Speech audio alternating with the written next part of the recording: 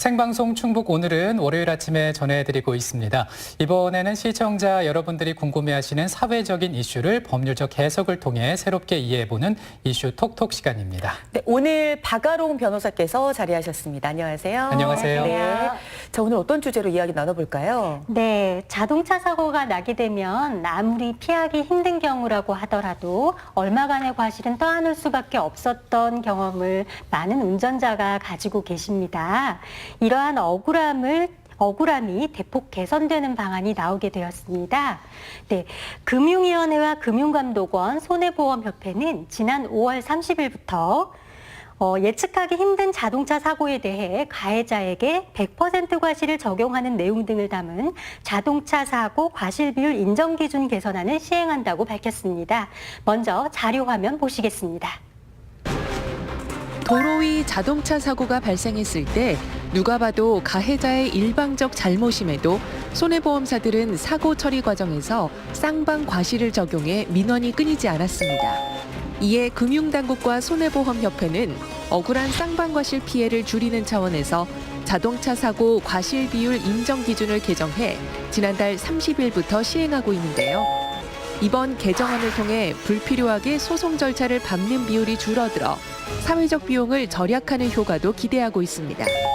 오늘 이슈톡톡 시간에는 자동차 사고 과실 비율 인정 기준 개선안에 대해서 알아봅니다. 네, 사실 자동차 사고는 나면 안 되겠지만은 이 사고가 났을 때 이 차와 차가 부딪히는 경우도 있고요, 차와 사람이 부딪히는 경우도 있고요, 또 차가 시설물에 들이받는 경우도 있습니다. 이렇게 경우가 정말 다양한데요. 그렇다면 자동차 사고에서의 과실과 과실 비율의 의미를 먼저 좀 설명해 주실까요? 네, 교통사고에서의 과실이란 자동차 운행하는 과정에서 발생한 사고에서 운전자가 마땅히 행해야 할 주의 의무를 위반한 데 대한 책임을 의미합니다. 네. 그런데 말씀하신 것처럼 교통사고는 유형이 정말 다양하기 때문에 피해자가 사고 발생이나 손해 확대에 기여를 했을 수도 있겠고요. 가해자와 피해자를 가리기 힘든 경우도 있을 수 있지 않겠습니까? 네. 예, 이때 가해자와 피해자 또는 여러 관여자 사이의 책임 정도를 나타내는 비율을 과실 비율이라고 합니다. 사고가 일어나게 되면 주로 과실 비율을 놓고 분쟁이 많이 일어나게 되겠습니다. 네. 자, 이번에 과실 비율 인정 기준 개선안이 시행되었다. 5월 30일부터 시행이 되었으니까 네, 정말 얼마 되지 않았는데요. 그렇다면 기존에도 과실 비율 인정 기준이 이미 마련되어 있었다라는 의미로 받아들일 수 있는데요. 네. 과실 비율 인정 기준이 어떤 것이었나 좀 설명을 해주시겠습니까? 네, 자동차 사고 과실 비율 인정 기준이란 손해보험협회가 법원의 판례, 법령, 분쟁 조정 사례 등을 참고하여 만들어둔 아주 상세하고 구체적인 기준으로서 개정이 필요할 때에는 각 분야 전문가의 심층 검토 및 의사결정 과정과 금융감독원의 검토를 거치고 있습니다. 네. 예를 들어 우리 MC께서 운전을 하다 사고가 나시면 보험사 직원분께 요청을 하지 않으면 과실 비율 알기 힘드시잖아요. 그렇죠. 예, 사실 저도 사고 현장에서는 마찬가지예요. 사진을 막 찍고 블랙박스 영상이랑 해서 뭐 재판까지 가서 감정하고 예, 다른 사례 조사해서 증거로 내고 판사님께 과실 비율 판단 받으면 되겠지만 그 단계까지 가는 시간과 비용 어떻게 하실 거예요? 그죠? 아니 뭐 그것도 그런데 네. 사실 잘못한 거 없는 것 같은데 네. 나에게도 과실 과실이 비율이 있다. 있는 경우들이 네. 많이 있더라고요. 네. 뭐 이런 것들도 사실 조금 속상하죠.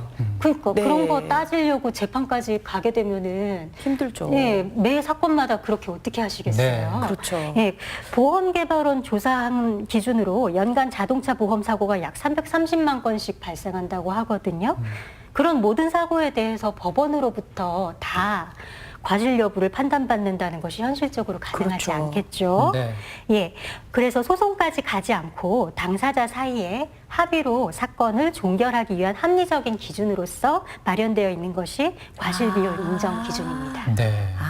그러니까 어떤 합의를 볼 수 있도록 한 장치가 되는 거군요. 네. 그렇죠. 네. 근데 또 이제 궁금한 것이 보통 자동차 사고가 났을 때 보험사 직원이 와서 네. 과실 비율을 좀 알려주게 되잖아요. 네. 그럼 우리가 알게 되는 그 과실 비율과 네. 앞서 말씀하신 과실 비율 인정 기준에서의 과실 비율 네. 이 두 가지가 어떤 차이가 있는가예요? 그렇죠. 네. 그러니까 보험사에서 알려주는 기존에 그렇게 알게 되는 과실비율 인정 기준, 네. 그리고 오늘 다루는 과실비율 인정 기준 네, 네. 차이가 궁금하신 건데요. 그 말씀 드리려면 먼저 자동차 사고 과실비율 인정 기준의 유래에 대해서 간단히 이야기를 좀 해야 되겠는데요. 처음 이 기준이 만들어진 계기가 바로 자동차 보험 실무를 위해서였습니다. 우리나라에서 자동차 종합보험이 형태를 갖추어서 판매되기 시작한 것이 바로 1976년이었는데요. 네. 당시에 한국자동차보험 주식회사, 현재는 D모 손해보험인데요. 이 회사가 자동차 보험을 독점해서 운영하고 있었어요. 그때 이 회사에서 피보험자와 상대 운전자의 과실 유무와 비율을 따져서 보험 실무의 일을 반영하기 위해서 일본의 과실 비율 인정 기준을 우리나라 실정에 맞게 개정해서 도입을 하게 되었었습니다. 네. 이후에 현재에 이르러서 이제 금융감독원이 담당하는 자동차 보험 표준약관에서 과실 비율 인정 기준을 적용 기준으로 적용하고 있는데요. 그러니까 오늘 다루고 있는 자동차 사고 과실 비율 인정 기준은 처음부터 보험 실무에 활용하기 위해서 도입해서 네. 우리나라 실정에 맞게 발전시킨 것이 좀 더 일반적으로 용도가 확장된 네. 것이에요. 따라서 보험회사 직원분들이 알려주시는 과실 비율과 오늘 저희가 다루는 과실 비율은 대체로 같은 것이고요. 다만 보험사 직원분들이 알려주시는 것에는 좀 더 이제 직업적인 직관적 경험들이 좀 더 녹아 있겠죠. 네. 예. 자동차 네. 사고 과실 비율 인정 기준 이름도 네. 좀 길고 좀 복잡할 것 같은데요. 네. 저 같은 일반인들도 보험사를 통하지 않고 알아볼 수 있는 방법 네. 같은 게 있을까요? 네. 의외로 아주 상세하게 네. 쉽게 잘 알아보실 네. 수 있습니다.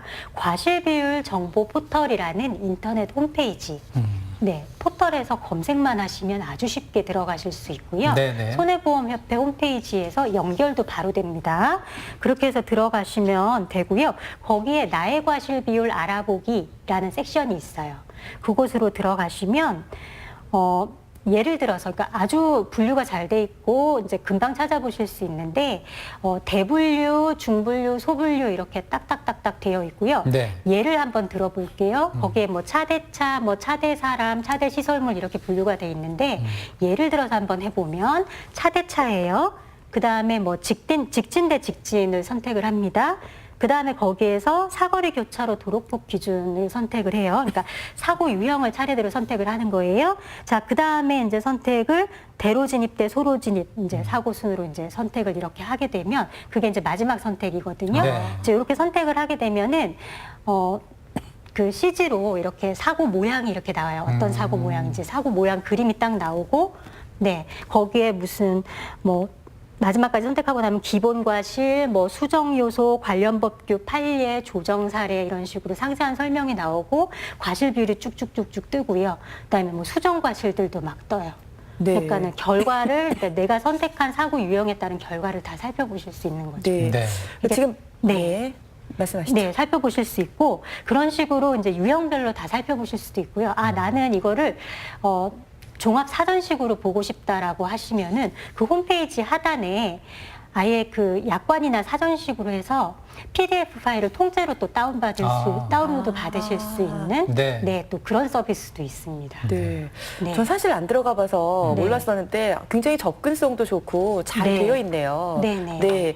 자, 그렇다면은 자동차 사고 과실 비율 인정 기준은 실무에서는 어떻게 활용되고 있나요? 네, 보험사 및 공제사에서 보상 실무에 적용이 되고 있고요.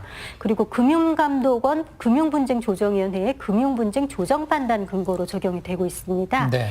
그리고 자동차 사고 과실비율 분쟁 심의위원회라고 해서 과실비율 분쟁이 발생이 되었을 때, 그러니까 쉽게 합의가 되지 않을 때. 네. 소송을 가게 되면은 아무래도 시간도 좀 오래 걸리고 비용도 많이 드는데 소송보다는 조금 간이하게 제3자, 그러니까 심의위원들이 개입을 해서 네. 단이하고 신속하게 분쟁을 해결을 해주는 제도가 또 있어요. 네. 이 제도에서 심의 기준으로 활용이 되고 있습니다. 네. 근데 또 이제 궁금한 것이 자동차 사고 과실 비율 인정 기준은 법적인 구속력이 있냐 없냐예요. 어떻습니까? 네, 법적인 구속력은 사실 없어요. 네. 그러니까 합리적인 기준이기는 하지만 당사자 사이나 소송에서 어떠한 법적인 구속력을 갖는 것은 아니고요. 참고 자료에 해당이 됩니다. 따라서 당사자가 합의를 할 때 반드시 이 과실 비율 인정 기준에 구속되거나 이것에 따라야 한다는 것은 아니고요. 다만 대체로 이 기준에 따라서 합의를 진행하시게 되면은 합리적이다라는 것이에요. 만약에 양 당사자 중 어느 한쪽이라도 나는 이 기준을 따를 수 없다, 납득할 수 없다라고 하면은 합의는 결렬이 되는 것이고 네. 결국은 소송으로 가야 되겠죠. 말씀드린 바와 같이 이 기준은 판례와 분쟁 조정 사례 등을 기초로 만들어진 것이고 금융감독원의 검토도 받은 것이기 때문에 뭐 재판에 가서도 유력한 자료로 활용은 됩니다. 그렇지만 판사님이 이제 어떻게 판단을 할 때에는 사안에 따라서는 국과수 같은 곳에서 감정을 할 수도 있는 것이고 네. 다른 판례도 살펴볼 수 있는 것이고 사안의 특수성에 따라서 여러 가지 증거들도 보게 되지 않겠습니까? 네. 예, 그래서 재판에서 절대적인 기준이 된다고 볼 수는 또 없겠죠. 그리고 판례와 과실 비율 인정 기준의 관계도 조금 궁금하실 수 있겠는데요. 자동차 사고의 양상과 기술의 발달 등에 따라서 판례가 과실 비율 인정 기준을 점차 변화시킬 수도 있겠고요. 반대로 과실 비율 인정 기준이 점차 판례를 또 변화시킬 수도 있겠고 그런 서로 보완시키는 관계가 될 수 있겠습니다. 네. 무언가가 많이 달라지고 있으니까 기준도 많이 달라지고 있는 건 뭐 이번에 또 과실 당연하겠네요. 비율 인정 기준이 대폭 개정됐으니까 이것에 따라서 또 판례가 또 대폭 또 바뀔 수 있는 것이고요. 네. 네. 자, 그렇다면 지난 30일부터 새롭게 시행된 개선안을 조금 더 구체적으로 살펴보도록 하겠습니다. 네. 사실 아마 교통사고를 좀 당해보신 분들, 또 특히 그 접촉사고나 이렇게 경미한 사고의 경우는 나는 잘못한 게 하나도 없는 것 같은데, 이게 과실 비율로 친다면은 나에게도 뭐 3이라든가 네. 뭐 2 또는 반반 이렇게 과실 비율이 오는 경우들이 있습니다. 그런데 이번에는 그 피하기 어려운 억울한 사고의 경우는 과실 비율을 0으로 조절하는 것이 굉장히 눈에 띄네요. 네. 사실 억울한 경우 많으셨을 것 같아요. 그렇죠. 많죠. 대부분 아마 운전자들이 경험을 하셨을 거예요. 아니 왜 나에게 과실을? 그러니까요. 네. 뭐 그런 거 있잖아요. 가만히 서 있는데 와서 툭 부딪혔는데 길에서 부딪혔기 때문에 나도 네. 어느 정도 손해배상을 해야 된다. 뭐 네. 이런 경우들이 있었잖아요. 네, 근데 그런 경우에는 사실은 대부분 약간 차선을 침범하고 계셨다거나 네, 아. 네, 그런 경우들이 사실 좀 있어요. 정지선을 조금 침범하고 네. 계셨다거나 네, 나도 모르게 내가 교통법규를 지키지 않고 계셨던 경우들이 좀 많이 있으시고요. 네. 그다음에 주차를 하지 말아야 될 곳에 주차를 하고 계셨다가 네, 서 있는 차에서 이제 추돌을 당하신 뭐 이런 경우들에는 과실이 그럴 수 밀리거든요. 있겠네요. 네, 네. 그런 경우들이 있는데 오늘은 이제 그런 경우는 아니고요. 이제 개선된 안을 좀 살펴보도록 하겠습니다. 네, 이른바 무조건 쌍방과실을 물었던 사고가 이제 이번에 대폭 줄어들게 되었어요. 네. 지금까지 이제 차대차 사고 57개 중에 일반 과실, 즉 100대0 과실 비율을 판단해주는 사건이 9개에 불과했었습니다. 네. 그랬는데 이번에 일반 과실 기준을 22개를 신설을 했어요. 없던 아하. 것을 22개를 신설을 했고요. 그동안 일부 과실로 보았던, 그러니까 왜 내가 과실을 물어야 하지? 네. 예, 그랬던 것들 11개를 일반 과실로 변경을 해주었습니다. 예. 그렇다면 네. 이번에 신설된 이 일반 과실 기준에 대표적으로 어떤 것들이 있는지 궁금한데요. 네, 대표적인 것을 좀 살펴보면, 제가 조금, 저는 운전을 본격적으로 한 지 몇 년이 되었는데, 이게 되게 신기했었어요. 그 좌회전을 저도 운전하면서 좀 신기했었는데, 제가 직좌 신호에서 좌회전을 하려고 하는데, 옆에 있는 직진 신호에 있는 차량이 제가 좌회전을 하려고 하든 직진을 하려고 하든 이렇게 되게 깜짝 놀랐던 것이 제 옆에 있는 직진 차선에 있는 차량이 좌회전을 하더라고요. 아, 갑자기. 네. 왜 저럴까 하는 생각을 한 적이 있는데요. 생각보단 그런 차량들이 많더라고요. 그랬는데 네, 이게 그동안 기준이 없었던 겁니다. 저는 몰랐었어요. 네, 그랬는데 그러다가 추돌이 된 경우에 대해서 그동안은 기준이 없었어요. 네. 그래서 만약에 추돌했다면 쌍방과실로 처리되는 경우가 많았다고 합니다. 불합리하죠. 네. 그래서 이번에 신설이 됐는데요. 예, 직진 차로에서 좌회전한 차에 100% 과실을 묻는 것으로 되었습니다. 네. 앞으로 조심하셔야겠습니다. 급하다고 가시면 안 되겠네요. 네. 네, 저의 배우자가 네. 이것을 제가 얘기를 했더니 그동안 그래 왔다고 합니다. 자, 본인도 제가 이걸 토설하면 안 되는 건가요? 네. 그래서 네. 앞으로 조심하겠다고 이야기를 네. 하더라고요. 네. 네. 그리고 참고로 좌회전 차로에서 직진하는 차와 직자 차로에서 좌회전하는 차가 부딪힌 경우에 기존에는 직진 차량 90%, 좌회전 차량 10% 과실이었는데 직진 차량 100% 과실이 되었습니다. 네. 네. 지금 이제 개선안에 대해서 어떻게 변경이 됐는지 좀 살펴보고 있는데요. 그것 가운데 또 대표적인 게 칼치기 사례가 있더라고요. 네, 이건 어떤 칼치기. 내용입니까? 칼치기가 뭐예요? 네. 잠시만. 네, 사실 이게 웃을 일이 아닌 게 네. 얼마 전에도 칼치기 때문에 네. 매우 좀 불미스러운 사건이 또 있었죠. 같은 차로 뒤에서 주행하던 차량이 가까운 거리에서 중앙선을 침범해 전방 차량을 급하게 추월하다 발생하는 추돌 사고입니다. 네, 이런 사고를 피해 차량이 피한다는 것은 사실 불가능하고 네. 당해보면 너무나 간담이 서늘한 일인데다 네, 이게 속도가 빠른 상황에서 일어나면 아주 돌이킬 수 없는 결과가 일어나기도 하는 사고인데요. 기존에는 피해 차량과 가해 차량의 비율이 20대 80이었습니다. 이거를 피해 차량이 어떻게 피하라고 20% 과실을 물리는지 그러니까요. 알 수가 없는데요. 앞으로는 0대 100으로 가해 차량 일반 과실로 보도록 했습니다. 네. 네. 자, 그러면 개선안 가운데 또 네. 더 중요한 내용들 좀 시청자분들께서 알면 도움이 될 만한 내용들 좀 정리해 주시기 바랍니다. 네.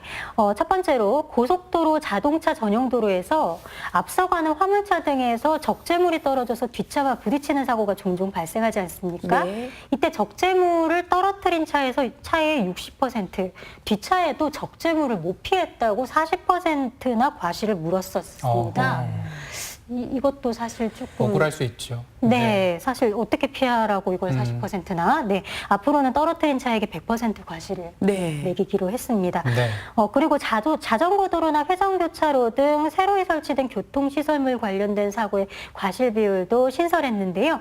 먼저 자전거 전용 도로 주행 중에 자전거와 그다음에 차로에서 자전거 도로로 진입한 차량이 충돌을 했을 때 네. 예, 차량의 100% 과실을 매기기로 했습니다. 그리고 이제 회전교차로의 경우에 그동안 네. 규정이 없었는데 회전교차로에 진입하는 차량과 교차로 내 회전하는 차량 간 충격 사고에서 교차로 내 회전 중 차량과 진입 차량 간 과실 비율을 80대 20으로 책정하기로 했습니다. 네. 마지막으로 정리 말씀을 좀 해주시죠. 예, 그리고 한 가지 더 또 있나요? 중요한 네네. 것이 한 가지 더 있는데요. 네. 아까 과실비율 분쟁심의위원회에 대해서 잠깐 언급을 해드렸었는데 이것이 같은 손해보험사에 가입한 가해자와 피해자의 경우에는 심의 대상이 될 수 없는 그런 문제점이 있었습니다. 네. 그런데 이번에 이를 개선해서 동일 보험사 간 사고에 대해서도 심의가 가능하도록 했습니다. 네. 네. 이게 무엇보다도 피해를 입지 않는 게 중요하고 네. 또 피해를 네. 입었더라도 제대로 된 배상이 나오는 게 중요할 것 같습니다. 맞습니다. 네. 이 과실 비율 인정 기준에서 무언가 억울함이 있어서는 안 될 텐데요. 정리 말씀을 좀 해주실까요? 네, 교통사가 난 것도 억울하고 몸도 아프고 차도 상했는데 하지도 않은 잘못으로 과실이 있다고 하니 그동안 억울한 분들이 많으셨을 것으로 생각이 됩니다. 이번 개선안을 통해 그러한 불합리함이 대폭 해소되었을 것으로 보이고요. 네. 다만 실무에서 어떻게 적용이 되는지 조금 더 지켜보아야 할 것으로 생각이 되고 미처 살피지 못한 맹점이 없는지도 찾아보아야 할 것입니다. 네. 네. 이번 개정안을 통해서 피하기 힘든 자동차 사고를 당한 운전자의 억울함이 좀 해소되지 않을까 그런 생각이 들고요. 그리고 무엇보다 중요한 것은 이런 사고가 나지 않게 미리미리 좀 안전운전 하시는 걸 겁니다. 네, 오늘 이슈 톡톡 시간에는 자동차 사고를 당했을 때 네. 자동차 과실 비율 인정 기준 개선안에 대해서 살펴보았습니다. 지금까지 박아롱 변호사와 함께하셨습니다. 고맙습니다. 고맙습니다. 네, 박정 리포터도 고생 많았습니다. 수고하셨습니다. 이어서 우리 지역의 소식 살펴보겠습니다. 2019년 찾아가는 성인지 교육 어떤 하루 연극 공연이 괴산 문화예술회관에서 오후 2시에 시작합니다. 농업기계 현장 순회교육이 영동군 학산면 공암리 일대에서 오전 10시부터 진행됩니다. 다 함께 걷자 야간 음성천 한바퀴 개강식이 음성 설성공원에서 저녁 8시에 진행됩니다. 청년 동아리 활동 지원 사업 참가자를 모집하고 있습니다. 청년뜨락 5959 또는 청주시청 홈페이지에서 6월 23일까지 온라인 접수하시면 되겠습니다. 자, 내일 충북 오늘은 화요일 예고 보시겠습니다. 놀면서 자라는 우리 아이들의 이야기. 교육공간 프로젝트 꿈틀에서 만나보시죠. 두 번째 소식은 남도 여행 버킷리스트 낭만의 도시 여수시로 떠나보고요. 화요일 건강 클릭 시간에는 최우성 원장과 함께 무너진 허리 관리법을 주제로 얘기 나눠보겠습니다. 여러분, 물건을 구매하거나 또 식당에서 결제하고 난 다음에 영수증을 아무 생각 없이 그냥 주머니에 네. 넣는 경우가 있는데요. 이렇게 주머니에 넣게 됐을 때 발생하는 일이 있을 수 있습니다. 맞습니다. 이 영수증을 자꾸만 맨손으로 만지작 거리게 되면요. 비스페놀 A라는 성분의 농도가 높아질 수 있다고 합니다. 이 성분은요. 우리 체내에 그 내분비 교란을 일으키는 환경 호르몬의 일종이라고 하네요. 네, 손으로 이렇게 만지게 되면 비스페놀 A가 2배 정도 적체가 될 수도 있다고 하니까요. 네. 체내에 좀 더 오래 잔류하지 않도록 하는 어떤 방법들을 우리가 함께 연구를 해야 되겠습니다. 네, 일단은 보관을 해야 되는 영수증이 아니라면 굳이 받지 않아도 되겠죠. 근데 또 이제 보관을 해야 되는 영수증이라면 우리 손이 좀 잘 닿는 지갑이나 주머니는 피하시는 게 어떨까 싶네요. 네, 오늘도 좋은 하루 보내시고요. 저희 내일 뵙겠습니다. 여러분, 고맙습니다. 고맙습니다.